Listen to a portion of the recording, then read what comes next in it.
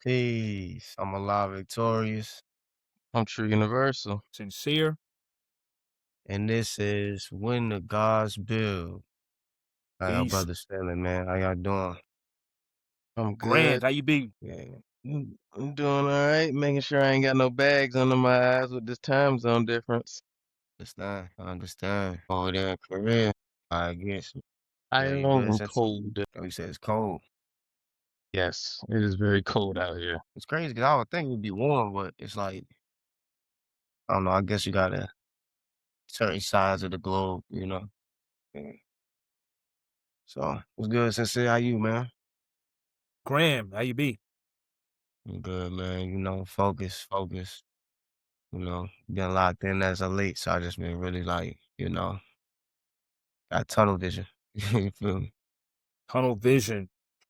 Yeah, man. Today we come to discuss Rush Hour 2, yo. I'm not gonna lie, bro. That shit was hilarious. Chris Tucker, he gotta get his flowers, bro. Cause it was times where like he would do little things in there that would make me laugh, and I would have to like rewind it just to watch it again, bro. Like, you know what I'm saying? This the little things. Like when they call him, like when the Secret Service lady knocked out Lee, and when they was about to put him in the back of the trunk, and Yeah, when Carter walked by, he's like, "Yeah, respect me," you know what I'm saying? She just smacked the shit out of him and hit him in the back, like just the little things that he would do would just be funny as hell, bro. Like it's like, yeah, you better watch your back. you know,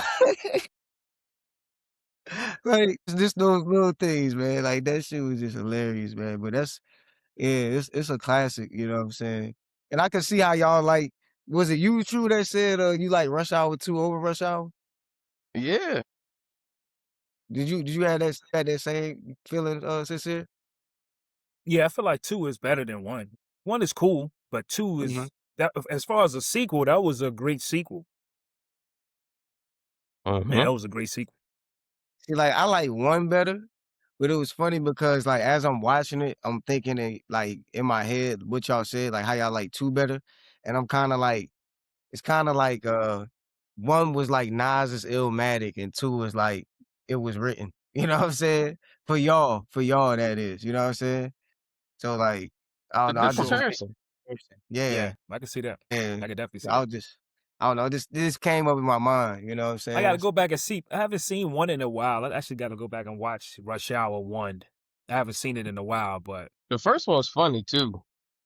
Mhm. yeah, Because you for got a sure. younger Chris Tucker. And he's coming fresh off of Friday and Money Talks, and mainly Just them stand-up two. comedy and jury. Just Yeah, stand-up so it's comedy. That's like, why he's funnier. yeah, he was like all his improvisations, going off script. He did a lot of that in the first one. He did it in the second one as well. Yeah, it was just more off the cuff in the first one because it was him and Jackie Chan's first time working together, so they were trying to feel through, each other's direction. Mhm. Yeah, facts. And I see that in the second one too. Like you can see in the second one, Jackie's more comfortable and Jackie's getting more of his comedic side off too as well. Versus the first one, Jackie was more of a serious role. Like he had his comedic moments, but it was less in 1 than it is in 2. Like in 2, he's very, very funny. Like, it was times where I was laughing at Jackie too. You feel me? So Yeah, All yeah. he wanted was some mushu. Yeah. He just wanted some mushu. Like that nigga was dead or something. That was Then when funny you though, driving in the definitely. that car, Yeah, the writers hooked him up, man, for sure. yeah, like that. But the series was a crossover film for both of them because Jackie's major in China with his films. He's been doing movies since like the 70s. So he's yeah. Yeah. already big in China. And so him doing Rush Hour and Rush Hour 2 was major crossover film for him in America. And so it got people to be like, man, let me go back and watch his earlier stuff. Because he was funny in all his other joints. What's my Drunken Master? 2, that's my favorite. Out of the Drunken Masters, I like the second one the best. That's my shit. Mhm. And he's funny in his movies too. He just does it in a way where it's like if you're not familiar with Asian films, you'll be just like, yeah, when you know that dude is hilarious. Mhm. Yeah, I gotta do the knowledge too and go back and sit and watch Jackie Chan's movies because I used to do that, like, as a kid, like, just his kung fu movies and the different ones that he had. I used to sit down and watch those and, like, Jet Li's, but yeah, Yeah, man. Drunken Master 2 and Rumble in the Bronx. Yeah, Rumble in the Bronx was my shit growing up Mhm. as a kid. That was Yeah, my that was my joy. joint too. Yep, Rumble in the Yeah. Bronx. Yeah, that was my joint too, for sure. Mhm. Yeah, man, Jackie a legend, man. So, yeah, man, let's Eh, get It's into it, man. What you about to say?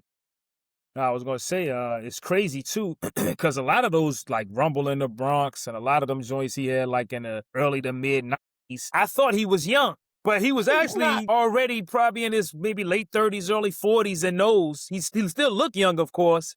But then when you Hmm. go back to see the joints in the 70s, like, oh, that's when he was really young, young. And you get, but it was like, Right. damn, you see just how that martial arts just preserves, you know what I'm saying? And as far as he definitely was a pioneer, with that style of movie, with the crossover to America for sure. And doing his own stunts. Yeah, that Yeah, too. That too. Jackie Chan is definitely in a lane of his own, man. He definitely was one of my favorites as a kid, also, for sure. it's kinda dope too that he did his own stunts because I feel like that was his own way of preserving, like, the history of the culture of where he comes from, you know what I'm saying? Like, Imma do it on my own.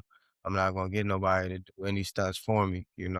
And he's probably one of the only few actors that can say that, "I did my own stunts," you know what I'm saying? Especially nowadays. So, like, yeah, he's definitely a legend, man. But yeah, man, so, when Lee gives Carter his father's badge, he elevates Carter from a temporary partner to a member of his familial and professional lineage. How does this redefine the buddy cop trope into something closer to a brotherhood? The buddy cop, the closest thing the two films or two film series I can think of that have that type of familial dynamic among the main characters, and that's Beverly Hills Cop with Eddie Murphy and Lethal Weapon with Danny Glover. Mm, Get Beverly Hills Cop is the only other one that's a comedy.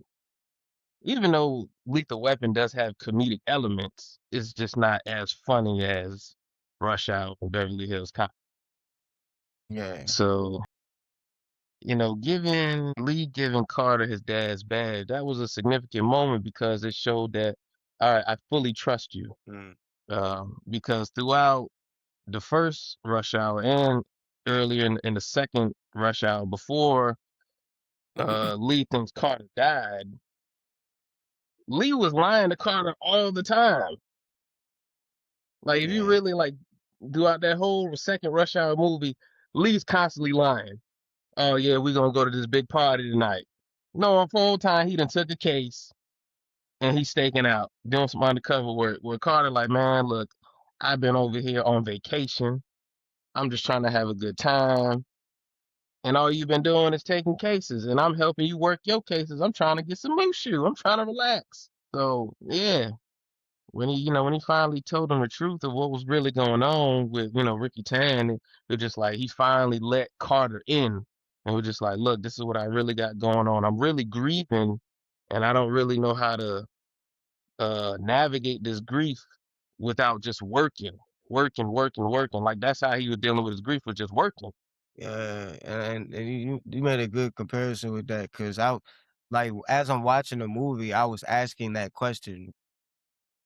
Lee, what's taking you so long to tell him about Ricky Tan and all of this? You know what I'm saying? Like the whole backstory. It's like you were giving him bits and pieces until Lee had to go to the airport because y'all messed up on some stuff and he had to go back to LA. You know what I'm saying?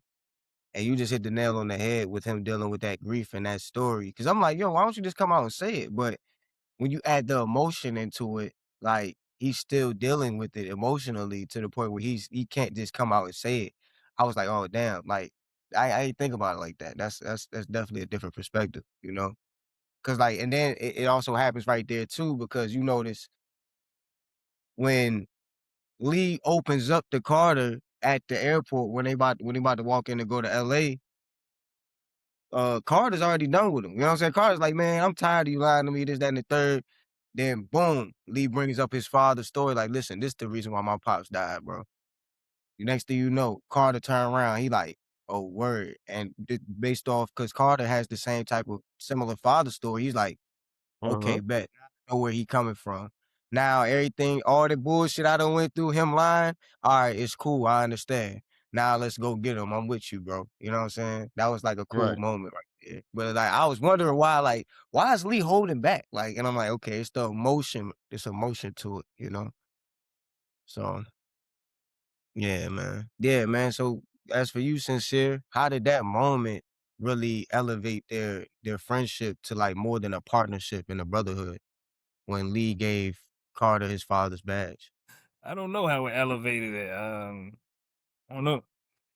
I mean, it just Like it went from a regular, you know, I mean, we cool. I mean, it was already cool in their, you know what I'm saying, in their friendship, but like once he gave him the badge, it was like, man, this just really put a stamp on it, you know? I mean, to me, it really don't. I don't know. It really didn't look any different to me, other than he just got a badge now. It looked the same to me. They was doing the same stuff they was doing before. He just now he But it just knows. kinda put a stamp on it, like, bro, like, let's say, like, yo, my dad's in the military, so it's like, I'm giving you my father's dog tags, you feel me? And he's already dead, bro. Like, that would be, like, a real significant piece in the brotherhood, like, "Oh, man, he really sees me as a brother," you know? No, for Like, sure. yeah. I see that.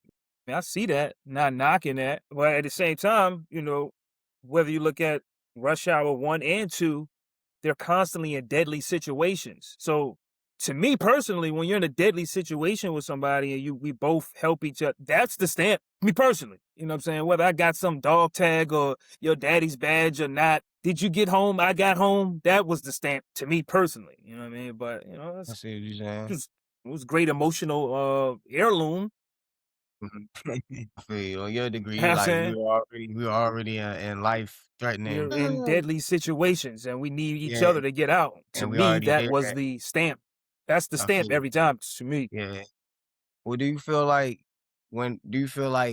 Lee giving that badge to Carter was him letting go of his father? Was him letting go of his father? I mean, I just think that Lee, I mean, they're different personalities. So I think Lee can understand that, this guy, he wants to party. He wants to, operate in a little bit more of a looser fashion. He understands that about him. So hey, I'm not gonna tell you certain things because you're gonna be tripping out.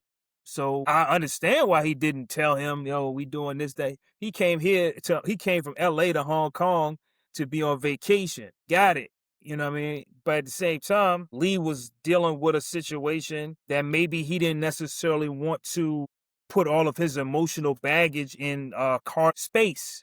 You see what I'm saying?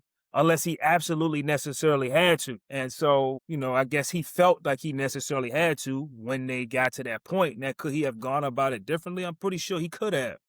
But maybe he didn't want to put all of that emotional baggage in that brother's space, which is, I understand that too. So, but I think he also understands that Carter is a different personality. Lee don't need to be out partying all night he don't really, that's not something that he really cares about doing. Mhm, For Lee, as long as he gets the job done, he cares. That's his version of partying. He'll probably get the mhm. same level of ecstasy that Carter would with solving the case and maybe going to the strip club. That's Carter. So it's different personalities that they were dealing with, and so I understand why he might not have divulged that information up front. Yeah, Yeah, yeah, I see that. I definitely see see that. that? Yeah, He So, sound disappointed. right. no, I'm not disappointed. I'm just, you know what I'm saying? I'm just taking in his answer. You feel me? Yeah. Um, But don't mind me, I'm always trolling. so are Lee and Carter reacting to their fathers or trying to redeem them throughout this movie? Well, pertaining to Lee, because this is going into Lee's past. Do you think he's trying to redeem his father throughout this whole movie? Yeah, I mean, that's evident. Yeah, that happens in the movie. That's what they say. He's trying to redeem, he's trying to avenge his father's death by way of Ricky Tan.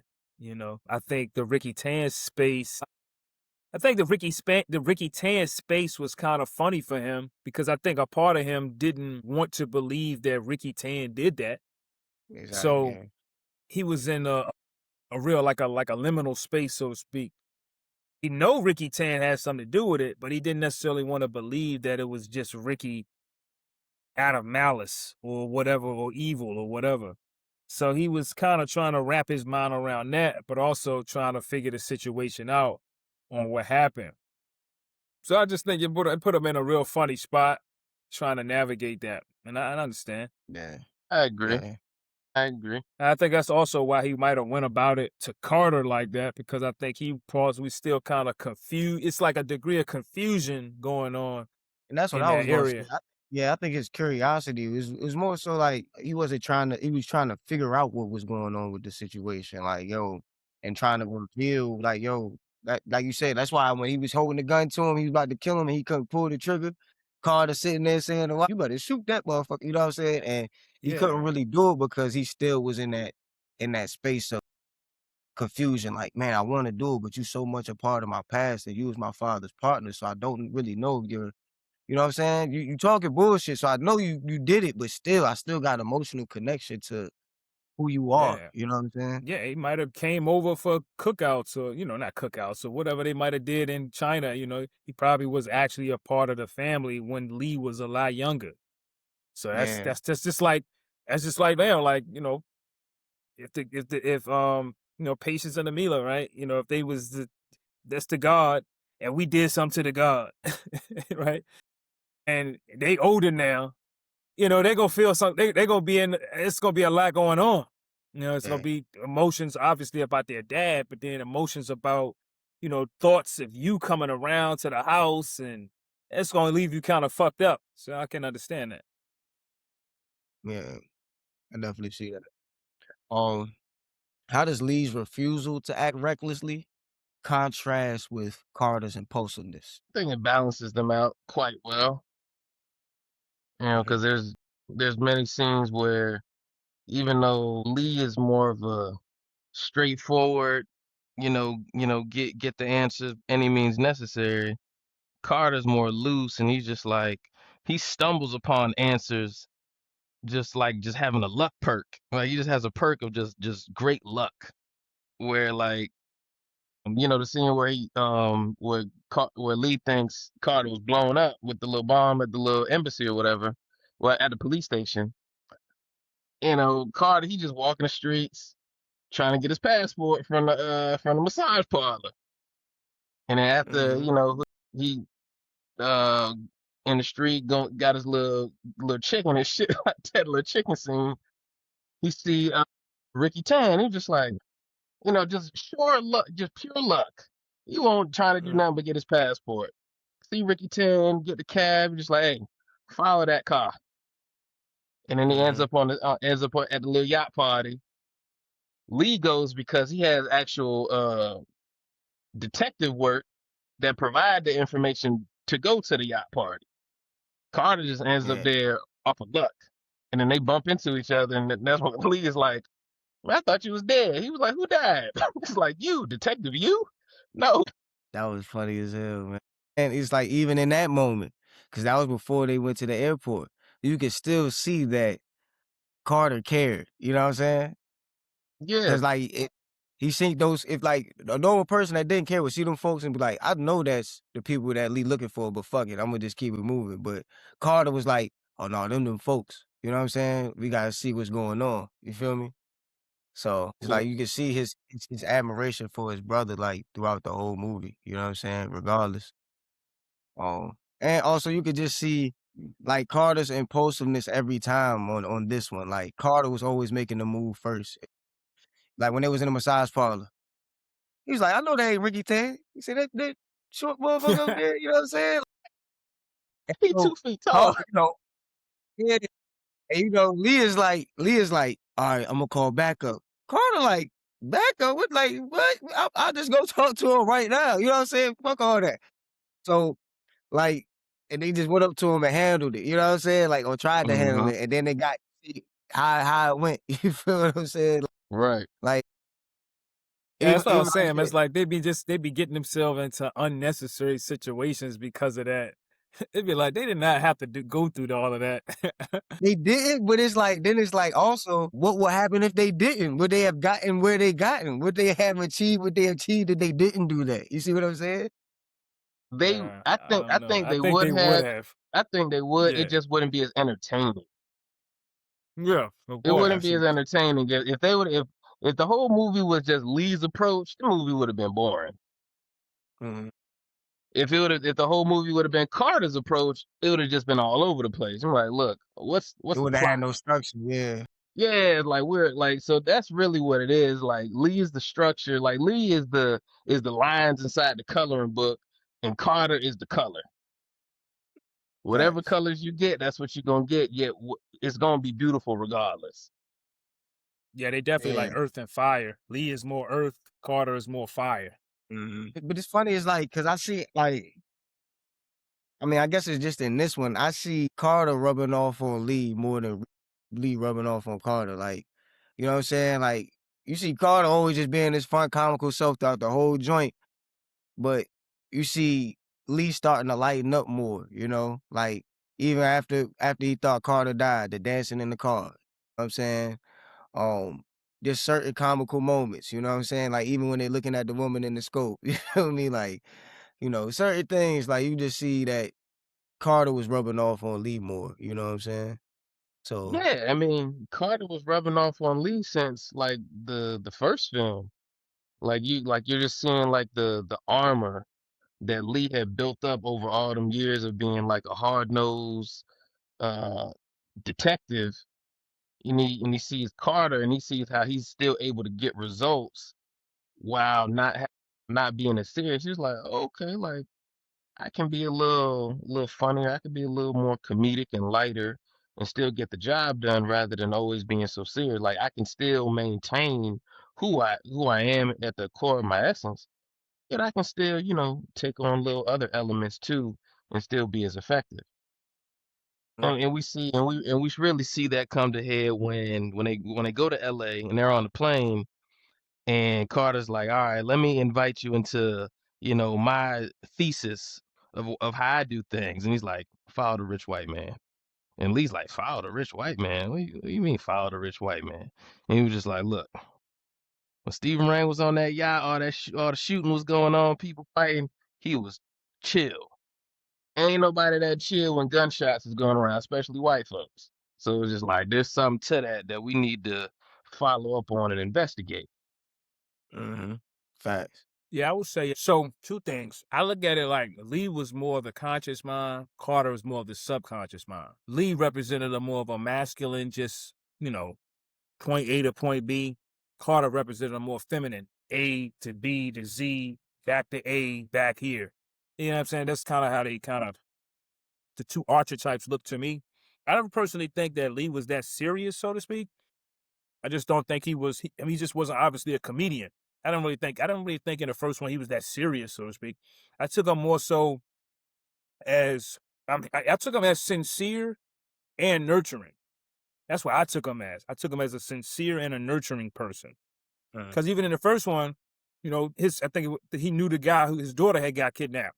He was so Mm-hmm. concerned about the daughter as if it was his daughter. You know what I'm saying? Right. I took him more as a nurturing kind of energy and a sincere energy. Like he wants to sincerely solve the case. I didn't really take him seriously though. You know what I mean? But I see how that could appear serious in contrast to, Chris Tucker's energy on the joint. Yeah. But that's how I looked at it. More of a, like you said, Lee has more of a rigid way, or not even a rigid way, just more of a disciplined way of getting to the desired result of the task, you know. While Carter's way, like you said, it's more lackadaisical for lack of better words, you know. So like is Lee's discipline devotion or fear of disappointing an unseen father? I think it's devotion. I don't really think I have. I think he's devoted to the work that he does. Again, he nurtures his work. So see, it's like Lee not really. He don't really care about going out and getting no hoes and no bitches. Carter cares about that. That's again. It's like that's not something that he really cares about. It's not something that would probably make him go bonkers over. What'll make him go bonkers is solving the case. So I think they, again, the different personalities, they're seeking different things in light of solving the cases because they have different personality. And Carter, even in the first one, he was hollering at the low chick with the low cut that worked in the police station with him. You know what I'm saying? I think he was another chick in there. So you know what I mean? That's what Carter do. You know what I mean? Carter's from the city. You know, so I think that just, I think he was devoted towards solving the case. His father, I think, is where he may have gotten some of his inspiration to be that way, or to have that as his end motive or his devotion, because maybe his father was also devoted to that same line of work. So I think that's kind of how that came about, so to speak. Yeah. I agree. Nothing further, Your Honor. So in flipping on the Carter's side of things, how does humor function as Carter's shield against father wound pains? I don't think it shields any father wound pains. I just think that's who he is as his own person. Mm, Because like in the first film, he was fully aware of like, yo, my dad died on the job. That's why he became police officer. And he takes his work seriously as well. He doesn't take it as disciplined as Lee does. Cause mm, again, maybe that's how, so like even when he showed the picture of his dad, I think it's his dad's badge, like his dad took his police photo with a big old smile on his face. So it's like his dad was just that was his dad's personality, just like a happy, cheery dude, and still got the job done. mhm, So I think they both mirror their father's energy, and that's just who their dads were, and they just carry that with them, when they're doing their police work. mhm. Yeah, I was thinking the same thing too, cause like in comparison to how they go about solving things, Carter, the way he does it, yeah, it's not as methodical, like you said, not as disciplined, but maybe that's the best way he knows how to do it, and that's what works best for him. So when he feels like that's the best, he's gonna do that as the best. You see what I'm saying? Like as the standard, like, cause I know every time I work it this way, it always works. I always solve the case. I always get it done. So why try to reinvent the wheel? You know what I'm saying?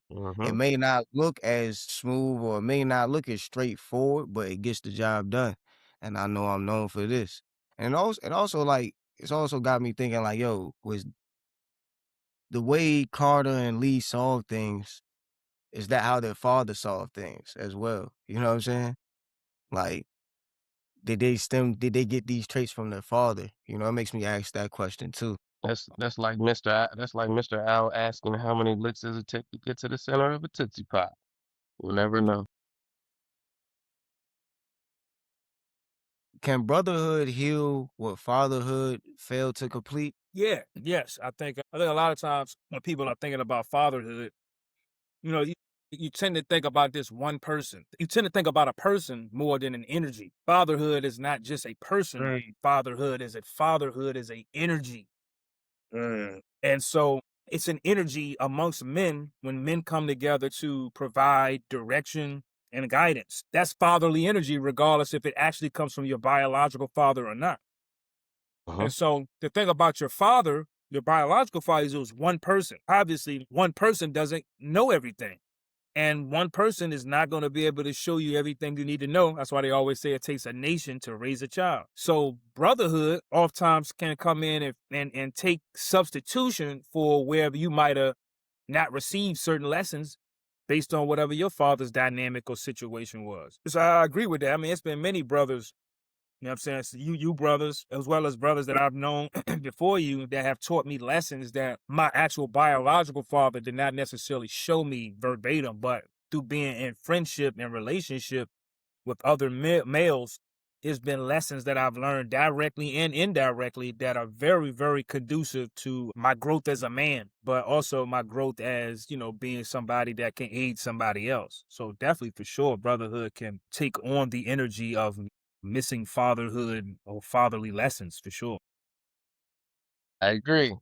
Nothing further, Your Honor. He cooking right now. He taking all the good stuff over there, eating so some quinoa probably. I don't know what he eat. It sound good. He smack. Motherfucker. I guess you're right. It Sincere was fried quinoa. rice. It says sincere fried Mm-hmm. rice. That's what it's called. Yep. Sincere fried rice. No, some lentils and some quinoa, but it tastes like a stir fry. Mhm. Put the soy sauce on it. It's like Okay. a stir fry. You tapping into your inner Lee. I see what you got going on over there. You know. All I needed some chopsticks, goddamn. Them shits is hard as hell to eat with. All he wanted was some moose. He went with some mushi. He said all he wanted was some crackers. Yeah, that shit was funny as hell. It was funny as hell when they walked up in that bar in the front in the beginning, and that nigga was like singing that Michael Jackson song. He's like, Just man, what the hell is this? He said, I he can't was take this no highly more. he was highly upset about that. He was like, "Nah, I gotta rectify this." Said, man, destroying a classic. That joke was funny as hell. It was pretty Yes. bad. I mean, the dude ain't had no energy or nothing in it. He just was, it was It was terrible. all he. It was It was definitely terrible. all he and fucking up the Michael Jackson song, man. It's Bro, it's that scene was even forever funny.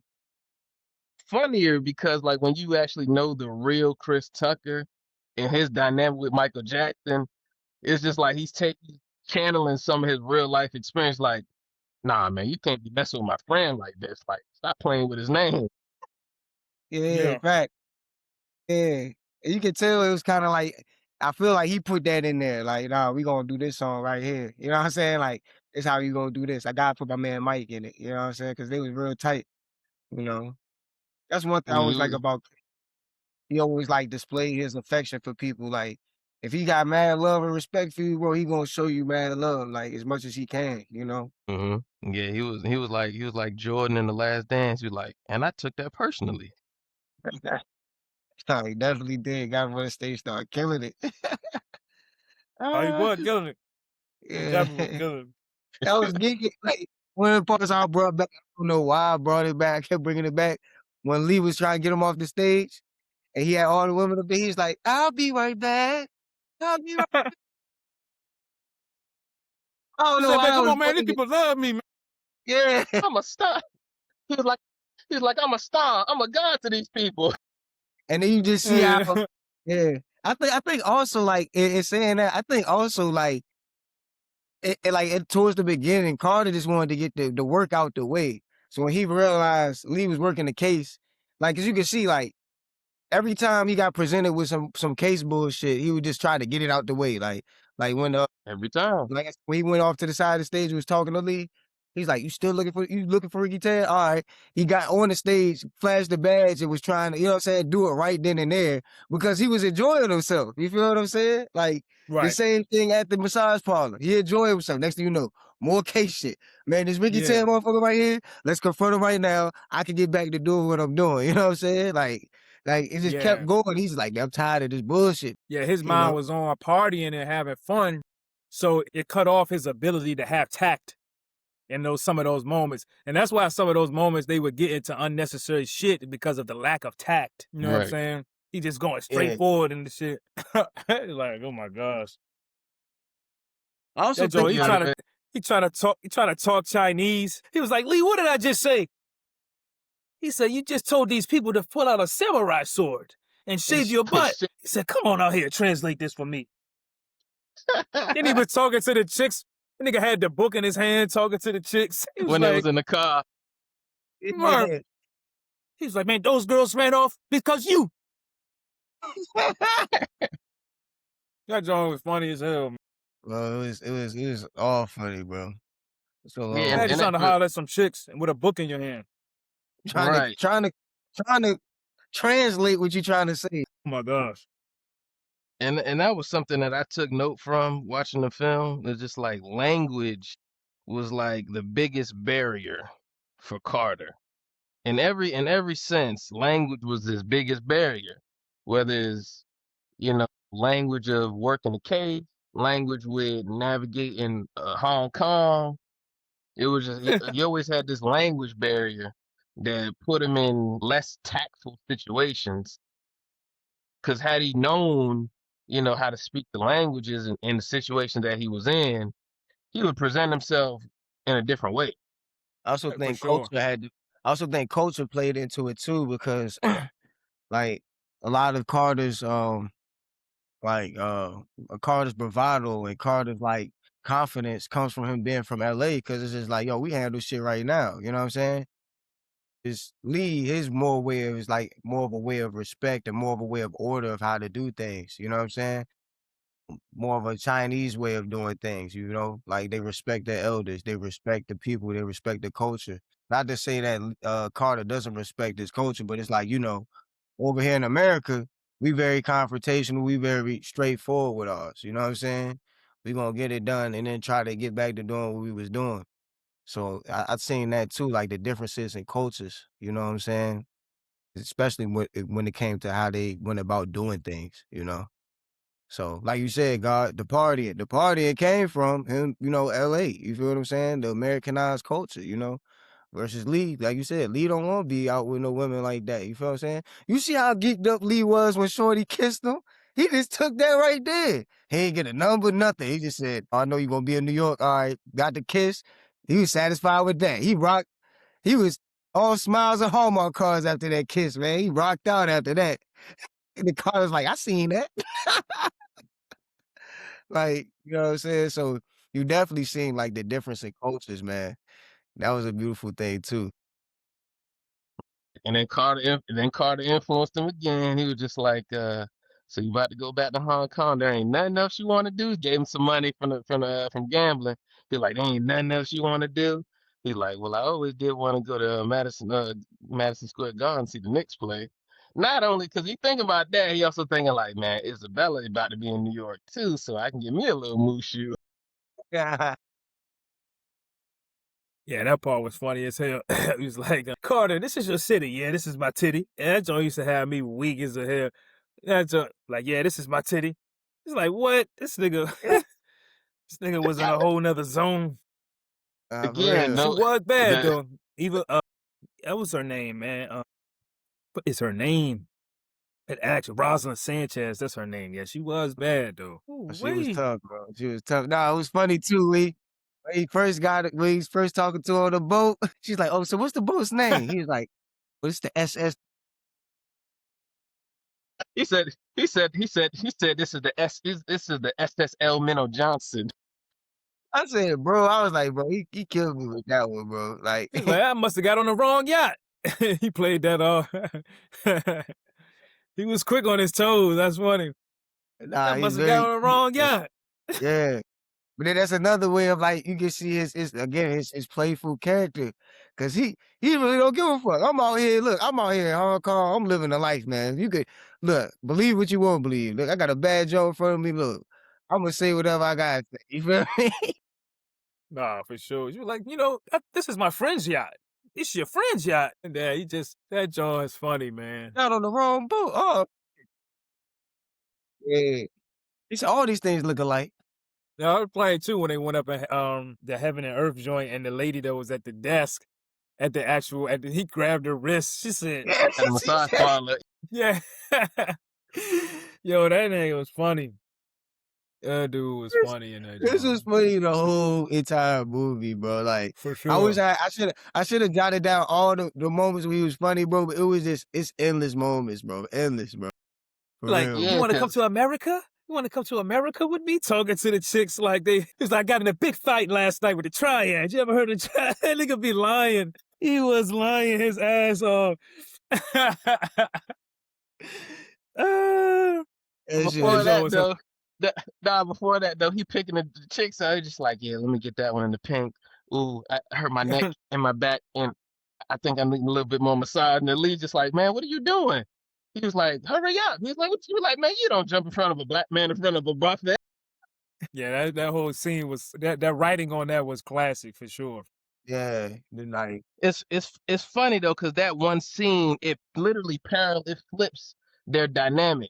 In that scene, Lee's trying to like hurry up, where it's yeah, Carter like he taking his time. Where in any other scene, Carter's trying to hurry up and Lee's taking his time. So it was just funny in that one scene how the dynamics flip for just a moment. Yep. Oh, yeah. forget. Especially when that shit when something resonate with the person. Mm-hmm. Even when they was fighting, he took off dude's towel. He said, "Oh, I see you." I see why you No mad. wonder you mad. No wonder you mad. Yeah, that was funny too. And then Like, Wick those don't. little pockets supposed to be killing me throughout the whole movie, bro. I'm telling you, like, And it's it's like as like the soon as you, stereotype of Asian people, the stereotype that it's like, Huh? yeah. But they had that joint like throughout the whole movie, like it's about to die. Like as soon as you feel like it's not about to be another moment, boom, they go another hilarious moment. Boom, another hilarious nah, moment. for Like sure. they really leveled Huh? that joint out in there. Yeah, they was consistent with that, yo. For real. The Don Cheadle scene was funny too. He was like, Yeah. "I'll shoot you," and say you fell in the kitchen. Whole time that nigga, he knew some shit though. He definitely knew Uh-huh. some shit. Yeah. Right. He had the whole outfit on. He did though. He did. Put his arms in his joint and everything. He said, you should be ashamed. You a black man owning a Chinese spot in Crenshaw with a Chinese wife, bro. Yeah, that joint. Yeah, he tried Even to even the put little his shit, arms in the bro. joint. Yeah, even the little shit when he lit the bill. He was like, oh, yeah, they got your ass. Like, Who he said gave that to you? And he was the first Chris, he was Yeah, the real Kung Fu Kenny. nah, for nah, for sure. real. Facts. When he said his name was Kenny, that's the first thing I thought. I said, damn, Kendrick, you must have got this. You know what I'm saying? Yeah. Chris is hilarious.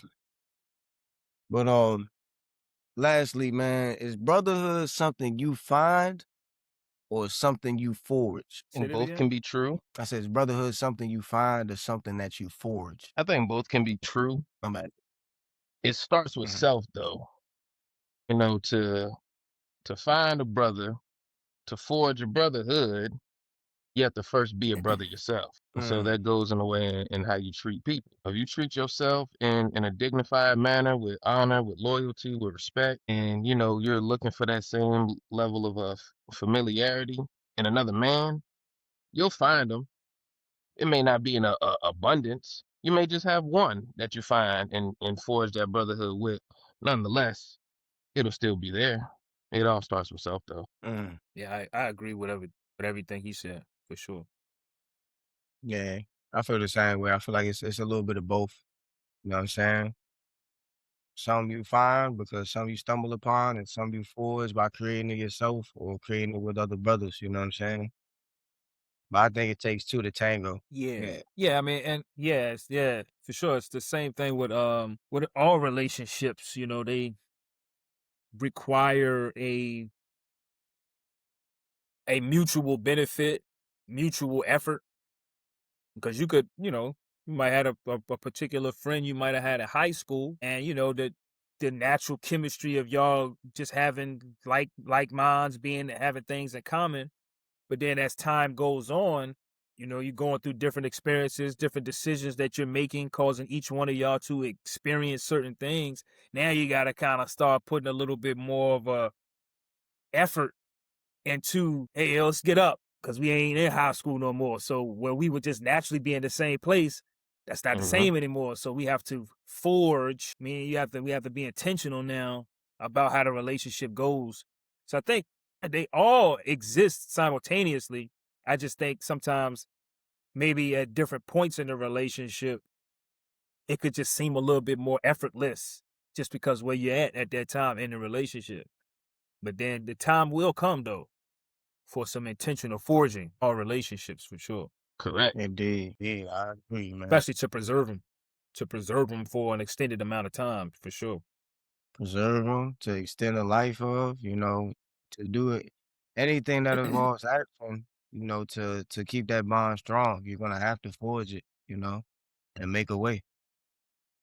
So yeah, man, I'm alive victorious, True universal. This is sincere.